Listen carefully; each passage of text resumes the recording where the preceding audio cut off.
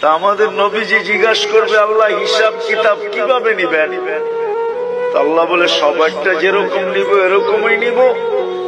আমাদের নবীজি বলবে, যদি সবার সামনে আমার উম্মতের হিসাব কিতাব নেন, তাইলে তো আমি তো লজ্জিত হয়ে যাব, কেননা আমার উম্মত তো দুনিয়াতে গুনাহ করছে, আমি তো লজ্জায় পড়া যাব।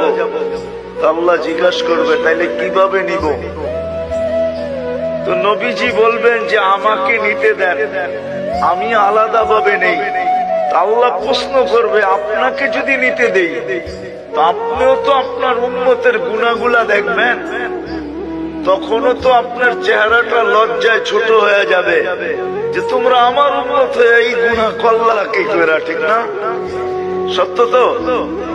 আল্লাহ জবাব দিবে, বন্ধু ওয়াদা, আপনার চেহারা আমি লজ্জিত করব না, বিদায় আপনার উম্মতের হিসাব কিতাব নিব আমি বটে, কারো সামনে না, আপনার সামনেও না, আমি পর্দার ভিতরে নিয়ে নিব, আপনাকেও জানতে দিব না, কাউকে জানতে দিব না।